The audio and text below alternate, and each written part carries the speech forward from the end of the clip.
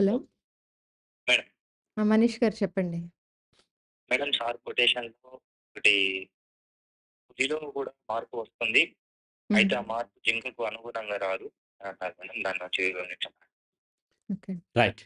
చాలామంది ఆడపిల్లలు భర్త మోసం చేస్తున్నా, భర్త రాచి రంపాన పెడుతున్నా, చాలా టార్చర్ చేస్తున్నా, మారతాడు, మారతాడు, మారతాడు అని చెప్పి అత్తమామలు, లేకపోతే తల్లిదండ్రులు, పిన్నులు, మేనమామలు, మేనత్తలు అందరూ కూడా ఆ అమ్మాయికి మార్పు రావటం సహజం. మనిషి అంటే మారతాడు ఇటువంటియన్నీ.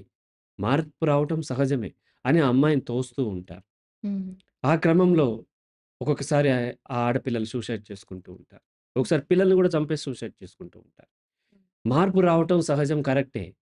కానీ దాని అర్థం నీకు అనుగుణంగా మార్పొస్తని కాదు.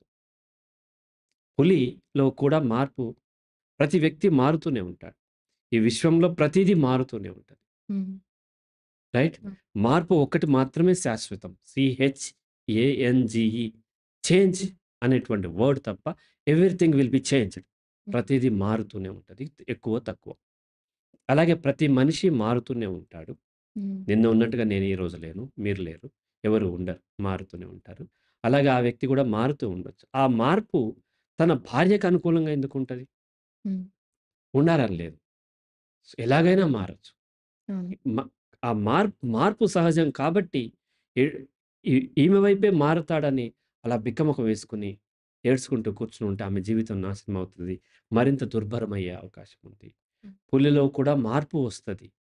కానీ ఆ మార్పు వస్తదని జింక అక్కడే ఉంటే తినేస్తది. అవును. కాబట్టి ఒక్కొక్కసారి మారతారు అనుకూలంగా కూడా. ఎప్పుడు తను వేటాడలేనప్పుడు. హ్మ్. రైట్? తను ముసలివాడయ్యాడు. అంత భర్త రాచి రంపాన పెడుతున్నాడు, లేకపోతే టార్చర్ పెడుతున్న భర్తకి యాక్సిడెంట్ అయ్యి ఒక కాలు, ఒక చెయ్యి ఇరిగిపోయిందనుకోండి. అప్పుడు మార్పొస్తది. హ్మ్. అప్పుడు భార్య "నువ్వే నా ప్రాణం" అని భార్యని అంటూ ఉంటాడు. ఆ మార్పు ఎందుకొచ్చింది?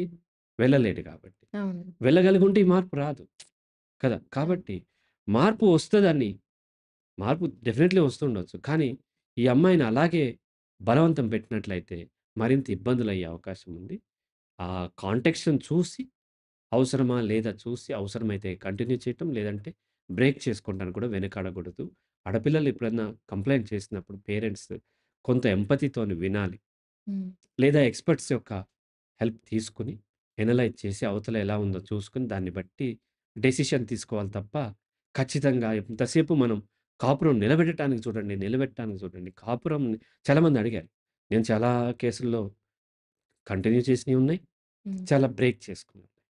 కంటిన్యూ చేస్తారని నా దగ్గరికి తీసుకొచ్చిన అవి డైవోర్స్‌కి వెళ్ళి ఇప్పించినవి ఉన్నాయి. డైవోర్స్ కోసం నా దగ్గరకొచ్చి మళ్ళీ కంటిన్యూ చేస్తున్నారు. అక్కడున్న కాంటెక్స్ట్‌ని బట్టి, ఆ హ్మ్. కేస్‌ని బట్టి ఉంటుంది. చాలామంది అంటారు, "సార్ మీకు అదేంటి కాపురాలు నిలబెట్టటం ఇంపార్టెంట్ కాదా?" అని అడుగుతారు హ్మ్. కోపంతోని ఒకసారి.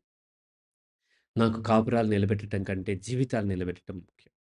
అవును. జీవితాలు కూలిపోతున్నప్పుడు కాపురం కూలిపోయి అయినా సరే జీవితాన్ని నిలబెట్టాలి. అవును. రైట్? ఒకసారి నన్ను తిట్టుకుంటారు. ఒకసారి నన్ను అటాక్ చేస్తారు. ఒక అమ్మాయి విషయంలో అయితే చాలా దారుణంగా ఆ అమ్మాయికి నాకు అమ్మాయి చిన్న పిల్ల. చాలా చిన్న పిల్ల. నన్ను అన్నా అని నోరారా పిలుస్తది అమ్మాయి గూడా. అటువంటి అమ్మాయి డైవోర్స్ తీసుకోవాల్సొచ్చింది. అవతల ఉన్నవాడు దుర్మార్గుడు. హ్మ్. స్ స్టిల్ వాళ్ళు కమ్యూనిస్ట్‌లు కూడా. హ్మ్. వాళ్ళు నాకు ఆ అమ్మాయికి ఒక రిలేషన్ అంటగట్టి, హ్మ్. ఆ అమ్మాయిని బ్లేమ్ చేస్తే, ఆ అమ్మాయి ఇక్కడి నుంచి వేరే సిటీకి వెళ్ళిపోయి అక్కడ చదువుకుంటుంది ఆ అమ్మాయి. హ్మ్. సో, కాబట్టి ఇటువంటివి జరుగుతూ ఉంటాయి. వాళ్ళు మారతారని ఆడపిల్లలు గాని, లేదా ఒక్కొక్కసారి ఆడపిల్లల్లో కూడా దుర్మార్గం ఉండొచ్చు. మగపిల్లల్ని గాని బలవంతంగా మనం ఉంచడం అనేది హ్మ్. తప్పవుతుంది.